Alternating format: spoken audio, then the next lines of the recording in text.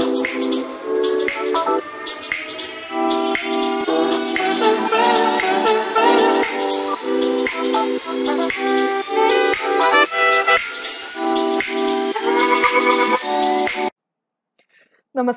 me Kshamata Prakash and welcome to Be Wow, always wise on words. And welcome to a yet another exciting story session or rather a Saturday story session Prakash. So, चलिए आज की story की तरफ बढ़ते हैं। आज की story भी बाकी स्टोरीज की तरह मैंने बचपन की स्टोरी से ही ली है।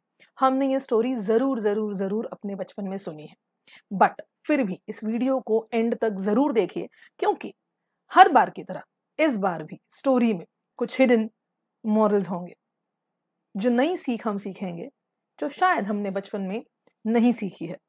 तो चलिए आज की स्टोरी की तरफ बढ़ते हैं। आज की स्टोरी का टाइटल है the Piper and the rat. So I am sure जैसे ही मैंने स्टोरी का टाइटल पढ़ा आप सबको ये स्टोरी पूरी की पूरी याद हो गई है, बट जैसे हम हर बार करते हैं इस बार भी मैं स्टोरी थोड़ी बहुत आपको बताऊंगी सो दैट हम उसकी सीख की तरफ बढ़ सकते हैं। चलिए, तो स्टोरी कुछ इस कदर है। अब इस स्टोरी के बहुत से वर्जन्स अवेलेबल हैं। कहीं पर इस स्टोरी को माना जाता है कि ये हैमलिन नाम के एक शहर में हुई थी, कहीं पर शहर का कोई जिक्र नहीं है। तो चलिए हम अपनी सहूलियत के लिए किसी एक शहर में ऐसे स्टोरी को पढ़ते हैं।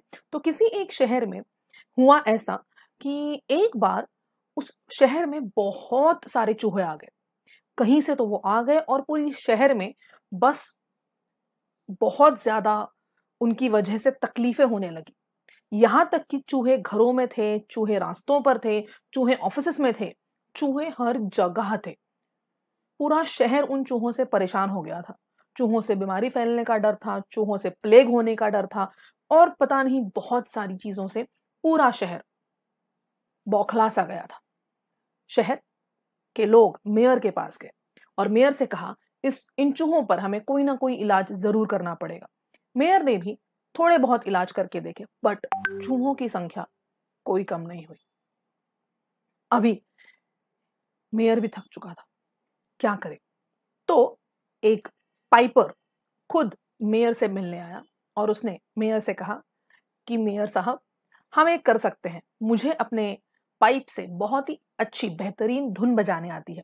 मैं वो धुन बजाऊंगा, चूहे मेरी धुन को सुनकर मेरे साथ आएंगे और पास ही में मैं उनको नदी तक ले जाऊंगा और वो नदी में डूब जाएंगे।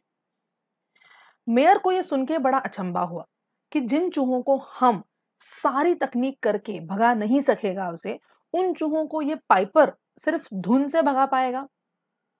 बट उनके पास और कोई रास्ता नहीं था, तो वो तैयार हो गए। उन्होंने पाइपर को मंजूरी दे दी। पाइपर ने एक शर्त रखी कि अगर मैं चूहों को इस शहर से दूर ले जाने में कामयाब रहा, उस नदी में ले जाने में कामयाब रहा, तो मुझे मेरे मेहनत की कमाई जरूर मिलनी चाहिए। रकम तय हुई और फिर एक दिन पाइपर ने जैसे तय हुआ था अपने पाइप पर एक धुन बजाई। धुन के सुनते ही सारे चूहे धीरे करके अपनी जगहों से बाहर आए और उस धुन के पीछे या पाइपर के पीछे मैं कहूं चलने लग गए। पाइपर धीरे करते नदी किनारे पहुंच गया और चूहे जो कि उसकी धुन को सुनते वहां तक आए थे धीरे नदी में डूब गए। अब शहर से सारे चूहे गायब हो चुके थे। शहर के लोग बहुत ज्यादा खुश थे। वो पाइपर का तहे दिल से धन्यवाद कर रहे थे। पाइपर मेयर के पास पहुंचा, मेयर से अपनी तय की गई रकम के लिए पहुंचा, या बख्शीश कहिए, इनाम कहिए, जो कहिए, मेहनताना भी कहिए, बिकॉज ये पाइपर की मेहनत थी कि उसने चूहों को अपनी धुन से इस शहर से बाहर किया था। अब मेयर को अपने वचन पूर्ति का मौका था। हुआ ऐसे, जैसे ही पाइपर वहां पहुंचा, मेयर ने कहा कि ये तो बड़ा ही आसान काम था, इसके लिए कोई मेहनताने की जरूरत नहीं है, तुम्हें कुछ नहीं मिलेगा, तुम जा सकते हो। अब पाइपर को बड़ा गुस्सा आया, या फिर कहूं पाइपर को बड़ा बुरा भी लगा कि उसने तो अपने वचन की अपनी बाजू संभाले रखी। उसने कहा था कि वो सारे चूहों को बाहर ले जाएगा, वो ले गया। पर अब जब पैसे देने की बात आई तो मेयर साहब मुकर गए। पाइपर वहां से तो चला गया। दूसरे दिन पाइपर ने एक दूसरी धुन बजाई और इस बार उस धुन को सुन के उस शहर के सारे बच्चे पाइपर के पीछे आ गए। वो धीरे धीरे धीरे करके पाइपर के पीछे चल गए। शहर से सारे बच्चे गायब थे। बच्चों के माँ बाप परेशान थे। वो सारे मेयर के पास पहुंचे कि आपने क्या कर दिया, देखिए उस पाइपर को उसके पैसे दे देने चाहिए थे, वो उसका मेहनताना था, आपने क्यों नहीं दिया, देखिए हमारे बच्चे नहीं हैं अभी घर में। अब उस मेयर को अपनी गलती का एहसास हुआ। उसने पाइपर को बुलाया, उसका मेहनताना दिया, अपनी गलती के लिए थोड़ी और हर्जाना भी दिया और पाइपर ने सारे बच्चों को सही सलामत अपने अपने घर पहुंचा दिया।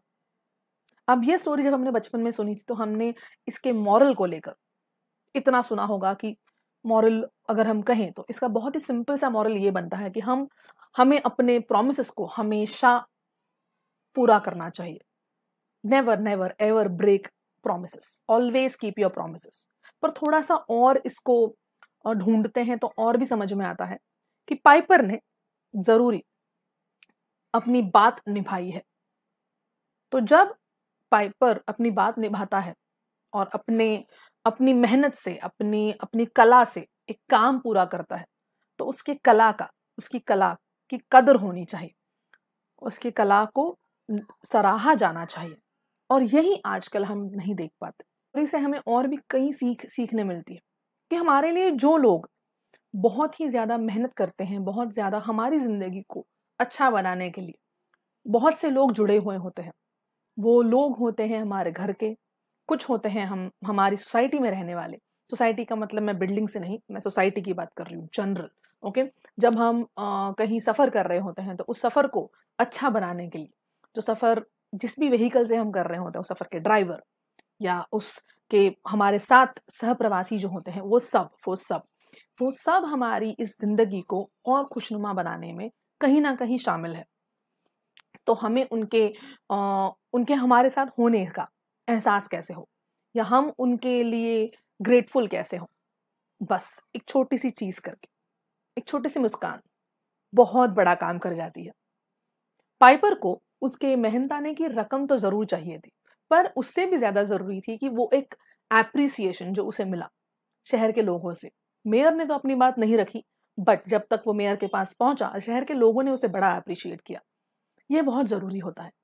जब कोई काम हो और जब आपको दिखे कि वो काम बहुत ही सही से हो रहा है, बहुत ही अच्छे से हो रहा है, तो जो बंदा उसे कर रहा है वो बंदा भले ही आपको पसंद ना हो शायद, पर वो काम तो उसने किया है, उस काम की एप्रिसिएशन देना जरूर बनता है।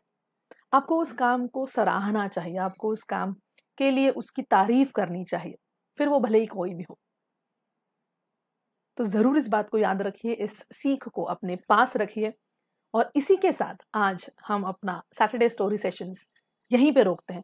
जरूर अगले शनिवार फिर से आइएगा चैनल पर, और मैं सैटरडे स्टोरी सेशंस के साथ पोएम्स भी अपलोड करती हूँ, तो do check them on my YouTube channel बी वाव। और अब तक अगर आपने सब्सक्राइब नहीं किया है, मुझे पता है आपको स्टोरी जरूर पसंद आई है, आप उसे जरूर सब्सक्राइब करेंगे, तो do subscribe to be wow, always wise in words.